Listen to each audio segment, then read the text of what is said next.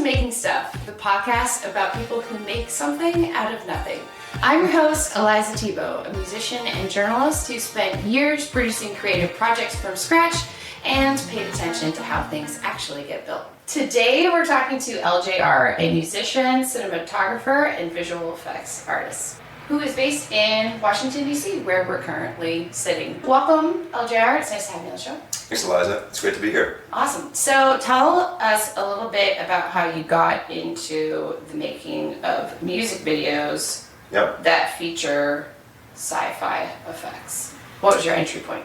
Yeah. So I've always loved music videos since I was a kid, but I also really loved sci-fi, fantasy, stuff like that. Things like Battlestar Galactica, Star Wars, Star Trek. I don't believe in having to choose between, those. Those have always been my favorite movies, favorite TV shows, and I always thought it'd be cool to make videos where I got to be in that world and have different laser blasts and stuff like that. And tell stories that are fun and these, have these adventures and everything. So I wasn't really thinking that I would become a videographer or a cinematographer or do any of these visual effects until maybe like mid-20s. I had some friends that were very into film. One of my friends, Justin Moe, him and his brother Nathan, were huge into making all sorts of videos. They make music videos, they make like fantasy movies and stuff like that. And they just, figure out a way to film everything and edit it all together and score the music and stuff like that. So I always thought that was super cool, and that really inspired me to try to do that for my own stuff. When I eventually got around to the question of what do I want to do with my music for this album that I'm releasing. Because I released my first solo album of all original music last year. Congratulations. Thank you. I'm very excited about it. But what I wanted to do with this is I was trying to figure out, what kind of content should I put out? And really just like, what do I feel like visually fits this the best? I didn't really know, so I was looking for resources on how do you decide this sort of stuff. And everybody that I was listening to was saying, just take the things that you like and combine it together, because that's really the most authentic version of you. So the thing I really liked most was this, nerdy sci-fi stuff that I was just all over, whether it was Lord of the Rings or the other Star Trek, Battlestar Galactica type stuff. And so I was like, okay, well, let me maybe write a series of music videos that kind of, go together with using different sci-fi effects. And I've been on YouTube for forever, obviously, as we all have. And my particular niche on YouTube is very much like cool videography stuff. Okay. And specifically, there's a couple of channels that do a lot of awesome visual effects and show you how to make movie quality stuff. And so I thought, well, maybe I'll just save these videos to a playlist, and then I can come back to these videos later and use them as tutorials when I want to make my own thing. And so I started building and amassing this big long playlist, and it came very handy when I started actually developing the storyline for this sci-fi music video series for the album. Cool. So how do you make what you make when it comes to a music video with sci-fi effects? Can you walk us through the process? Yeah, so the first thing is to really understand what is the core story that's happening. Visual effects are awesome, but kind of like some of the Marvel movies that have happened lately, or DC specifically. DC is nowhere near as good as Marvel at actually putting together a good story, but a lot of times visual effects are used as a way to compensate for not a great story or not knowing how to kind of like appropriately create emotional commitment to a film. It's just all fancy and exciting, and it is amazing, but after a certain point you kind of get tired of it. It's like, here's this new flashy thing that like I don't care about this because I've already seen a lot of this type of thing in this movie, and they haven't got me to get caught up in the lives of the people in this story where I'm emotionally bought into what happens. Right. So that's the first thing I try to really focus on. And I don't think I'm like the world's most amazing storyteller or something like that. I'm still learning in a lot of ways with that. But I lean into, well, what is the story of the songs? What is the story of my life? And how does that kind of together tell a narrative? And I think in a lot of ways that is a process of self-discovery. It's not just here's what I think would be a cool story. Although usually when you kind of go in that direction, you are revealing something to yourself about yourself. And so trying to explore that is really helpful. But even, things like, therapy, or just trying to really observe my own behavior and how I show up in life, and what are the patterns and what's going on for me psychologically and how I'm showing up. and then looking for those patterns long term and seeing, well, what has happened, and then any big life events too. You can kind of eventually start to pull out sort of a storyline from that. And so I kind of created an overarching storyline, which was mainly based off of the order of the songs, because there's a sort of message that comes from that too. And that was just, I wanted to order the songs in the way I thought I would do it at a live show that would create a sort of journey for people. And strangely, I actually organized these songs, not intentionally, but very much in the order. If you look at the stages of grief, it very much matches that. And so that kind of stood out to me immediately when I was writing the script for this whole thing. So I was Can I pause you? Like, how did you stumble on that? Like, you had your song order, and like one moment you're like, oh my God, isn't this the stages of grief? Like, what? Yeah, so I was just looking for patterns. You know, I came up with the song order. This felt right. Yeah. Now let me look to see if I can understand what is the journey. Why does this feel like this makes sense? And does this map with other things that I've learned over time? Yeah. And it just so happened that it mapped perfectly with the stages of grief. And it made sense too, because a lot of songs are about codependent relationships, and also about my journey through my loss of faith, because I used to be a hardcore evangelical Christian, and the loss of that was a huge loss for my life. It kind of paralleled a lot of like relational dynamics, and so it ended up paralleling the stages of grief too, which was just crazy. Yeah. Okay. I was going to ask. Yeah, if the album was about grief, but it sounds like there's themes of that on there, but other themes as well. Yeah, I would say the primary theme is like processing through that whole thing, because there's some songs that are mainly just like In My City is a very, I would say, angry song. There's some songs that are just like codependent pop songs. There's some songs that are nostalgic, I don't know, almost like a faith declaration of like, I don't know how things are going to get better. I know things are hard right now, but if you just keep going, things will turn out okay. Then there's songs that are very explicit about my loss of faith. That are very much like, clearly this is about church and Jesus and God and stuff like that. Got it. Could you zoom in on one of the songs and how you made a music video for that particular song? So you said, did you say most of these are complete and you just have to... I've done 3 so far. Okay. And there's going to be either 11 or 12, depending on how it turns out. Okay, yeah, so take us through the process with one song. So once I had that script together for the general concept, I don't really write out every single song script all the way before filming one. I find that there's a lot of development that happens in each creation of a video. The story develops, and so that then informs the next video. Okay. So with that in context, when I'm making one of these, I'm kind of looking at what have I done so far and where is the story now?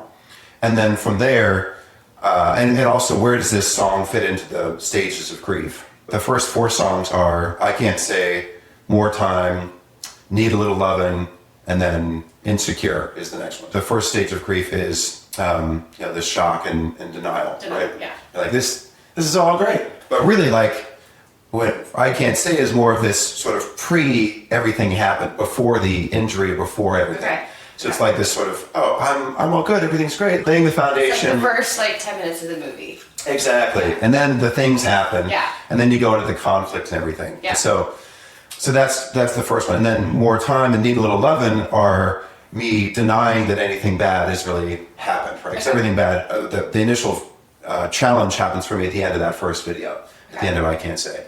And so I'm now in the next couple of videos denying that happened. And you can see that because of the way that I am interacting with the world, where the things that happened, I'm essentially pretending that they didn't exist, and they literally evaporate from my world. Like I'll wake up in different situations where like, clearly like that was just a dream, it wasn't real. But it actually was real, obviously, as I come to find out later. So I'll take Need a Little Lovin' as an example. So there's a couple different characters. There's me just kind of going through. There's this sort of nefarious group called the Syndicate, which typically wears masks, and they're kind of coming after me. You see the first one in the first episode. And then in the second episode, you get introduced to this lady in red. And she represents like the love dynamics and relationships and stuff like that for me. And in the first video, you also have this monocle that's like a little magical lens that kind of, and you discover has these sort of magic powers. And this goes through the different videos. I lose it at the end of that first video, but then I wake up in the second video thinking like, oh, that was all, no, that was real. And then I'm walking down the boardwalk just singing my song, la, la, la, like this, just all about this, love song. And then this woman in red walks by me, which is definitely very much a reference to The Matrix. And she's wearing the monocle, on her. And I see that, and that makes me go, wait, what? Like, this is real, but how did she get it? It's just like, who?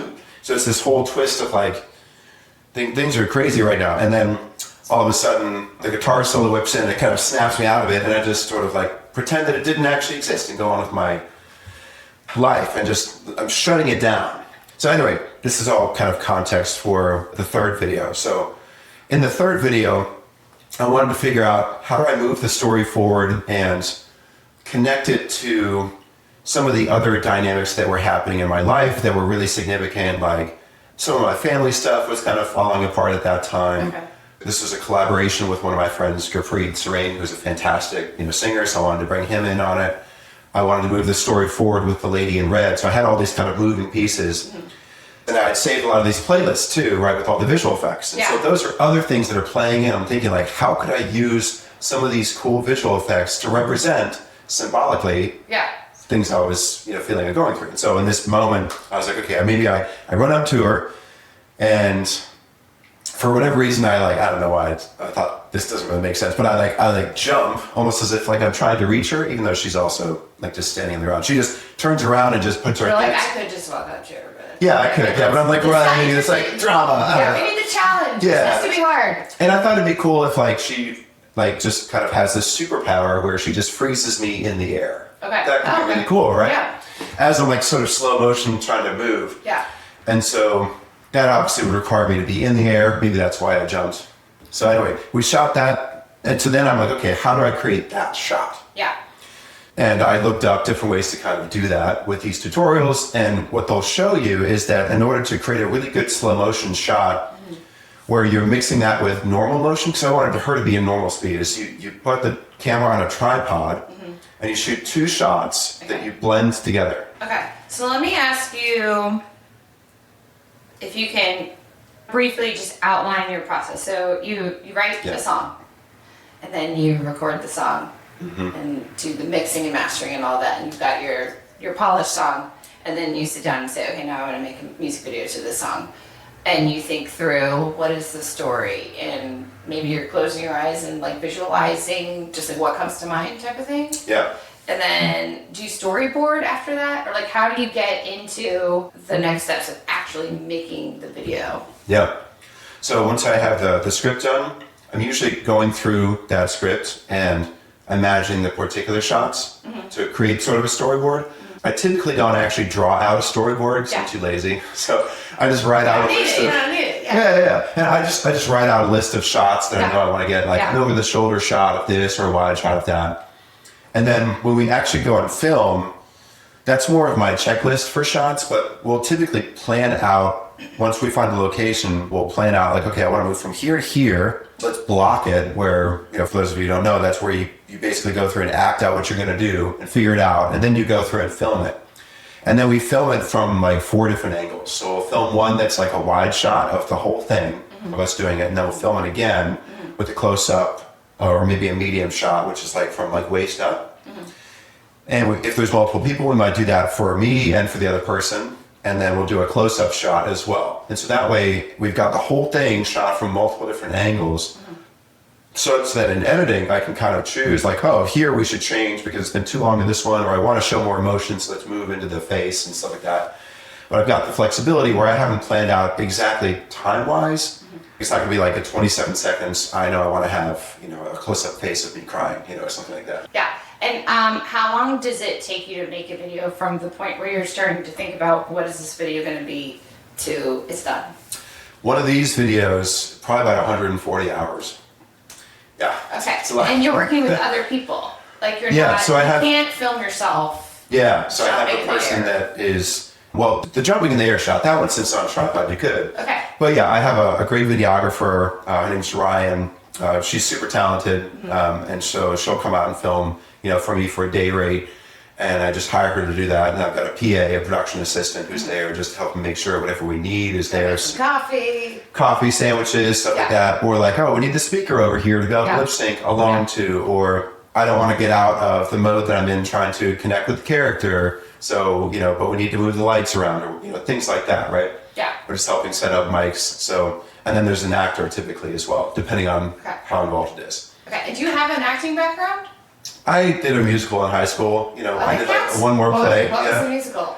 High school musical. It was a musical in high school, but it was the Music Man.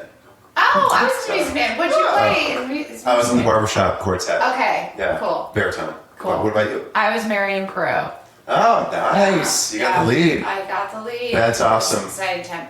Okay, but so in these videos though, then you're acting, you're singing or lip syncing, you're directing, you're doing some of the filming, I assume. Yeah, little bits, depending on what it is. Yeah. Yeah, and 140 hours. So, and this is not your day job. I assume this is something you're doing as a passion. Yeah. Okay. Yeah. One day, hopefully. But, Yeah, like where would you like all this to go, or like how does the music video realm in terms of making music videos for your own music fit into your larger pie chart that is LJR's life and career? Yeah. So my goal with my music is to be able to go throughout the country and pack out 1,000-person rooms. Okay. I'd love to do more than that, but right now that's kind of what I'd like to do. Yeah. I don't really want to get to Taylor Swift level famous. I don't feel like that's the life that I want. That's a lot of scrutiny. Yeah, I want to go to brunch with my wife and my future kids. Not paparazzi. Yeah, I don't want to worry about that. Right, so, but you get to 1 million with listeners. Most people probably don't really know who you are. Right. So I feel like that's decent. But even like a couple 100,000 would be huge. So that's where I want to get to. And at the live shows, I want to do a combination of awesome music, but also really compelling visuals. And these visuals, I want to combine elements of the Sci-Fi series, because the Sci-Fi series is kind of my most involved mythological representation of the story of my life, essentially. Okay. And it'd be very cool to create immersive experiences around that. Okay. So my first idea, which I haven't done this part yet, but you could actually bring characters from the Sci-Fi series into the show in some way. I thought it could be cool, especially since there's a lot left to film, to actually film a scene of the Sci-Fi music video series at a show. Let's say like one of the, we let people know ahead of time, hey, we're going to film a scene here. I'm going to be on stage singing this song. The syndicate, the nefarious characters are going to come in with their laser guns and masks and stuff and drag me off stage. This big dramatic moment. You guys all get to be part of it. Right. And that could be cool, right? Yeah. Or maybe there's like a TV screen or something that everything seems to shut down, including all the lights and everything on stage, and then the TV screen just has this big evil character that's like, okay, your thoughts. Yeah, like the Apple's 1984 commercial, if you've ever seen that. Oh, no, that sounds amazing. Check it out. Yeah, it's supposed to be like 1984, like Big Brother talking. Yeah. Scary, and there's this auditorium full of men just sitting there. Yeah, exactly. Yeah, okay. So you write music, you record music, you make your own music videos, you make other people's music videos. You've made a couple music videos for me. Yeah. Great. You film concerts. Are we missing anything in terms of your work projects? Those are most of the things that I do. I mean, right now I am working on a new project that's in its infant stages, where I realized that it'd be cool if there was like a music video auto editor that just took your studio audio and so you film 4 to 6 angles of a performance.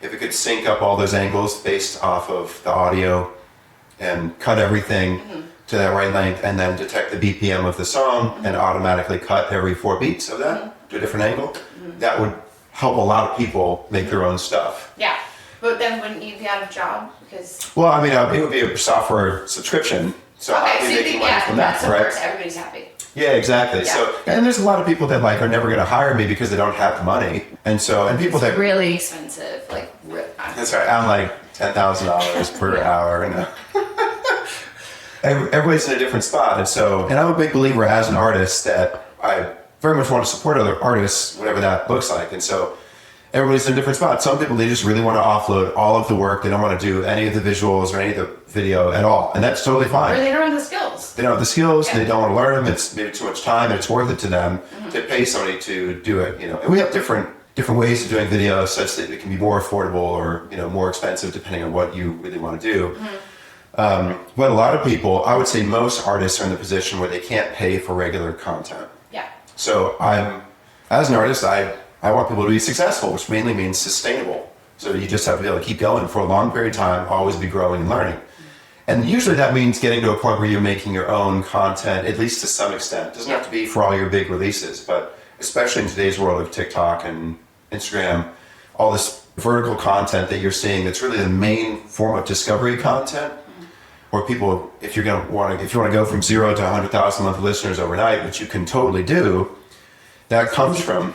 I just said it's easy. It's so easy, right? Yeah, it's very hard, but that happens for so many people, mainly through just cell phone content and a really good video that's authentic, that connects with viewers. And I found that for me, I can film really nice stuff, but what goes viral, or the most viral for me, it's just been me talking to the camera, sharing a little bit about my story. Probably in your car. It's been in my car every time. Coffee, yeah. Yeah, I just made one before this, Okay. check and see how that's doing, Okay. I was like, everyone what it sounds like if an ex-worship leader sang a pop song. If a what? An ex-worship leader sang a pop song. And that's you? That's me, yeah. Okay. I used to be a worship leader. Yeah, okay. Yeah. And actually, it is a better hook. It's gotten better retention for the first 10 seconds. Way more people have watched that than normally watch. Normally it cuts down pretty sharply. What's a typical hook for you? A typical hook will be a text hook. It'll say, if you grew up Christian and don't believe anymore, ... Okay. And then the next slide is I make music for you. Okay. And it's just playing my song in the background. Okay. And is that because your music is inspirational but not of a religious nature, or it's about the experience of leading a faith, and so people can relate to that? Yeah, so the songs that I'm marketing right now I'm trying to market all the songs in the album, obviously, but the ones I've picked so far that have gotten some good response with the content I've made have been those songs that are about my loss of faith. Okay. So it's specifically a song and a particular line in it that says, I don't hear voices inside my head, won't let my mind be bent by fear to find the truth. Okay. And that resonates with a lot of people who grew up in church but just felt like something was wrong, or it didn't resonate with what seemed true to them, it didn't seem real, and they didn't want to try to force themselves to believe that. So it's that song playing with the text hook, where it's like if you read that and you're like, oh, I used to be Christian, I don't believe anymore. Yeah. Makes music for me. This is, I should listen. And that's reached a lot of people. And I've seen the spike in my Spotify actually just from some of those videos that do well. Okay. Which has been pretty cool. Yeah. Let me ask you, you're writing songs about a very personal experience, but you've also realized there's a market out there for this content because there's other people who've gone through similar experiences. How do you appeal to that market, which kind of benefits all, right? Because it's giving you listeners, but you're also giving them something that they appreciate without sort of pigeonholing yourself into that market, or is that not a concern for you? Yeah, well, I go back and forth on, is it a concern? It's really helpful to niche down when you're creating content because it's, once you kind of find that and start creating enough content, TikTok and other platforms seem to know, oh, well, this is what content Luke's, what viewers like Luke's content, and we can kind of push, his new stuff to that audience. Yeah. There's plenty of other content creators that just kind of take their own unique combination of things that they love and they just post about that, and there's just they have little lanes of content where it's I don't know, they review movies, and they also love cooking, and they love working out, and these are the three types of content they make, and it kind of segments to those audiences, but they still do exceptionally well with all of it. So I'm trying not to hold too closely to a particular thing. I have found that this works, which makes me feel I don't want to go too outside and mess it up. Yeah. But what I've always found is that if you're worried about messing stuff up, you're holding your pearls you're clutching your pearls oh no. Yeah. And it's not like I've gotten some massive viral success where clearly something else, if I just keep iterating and doing other things, clearly something else will work way better than what I've done so far. I haven't gotten a single video that's gotten 1 million views or even a couple hundred thousand, right? Exactly. You're really family. Even like a couple 100,000 views, which most people would say that's like a more viral video. Like my best video recently has been, maybe 15,000 views. It's great. It feels great to me. And I see a huge impact from that on my Spotify and like engagement and listeners and stuff.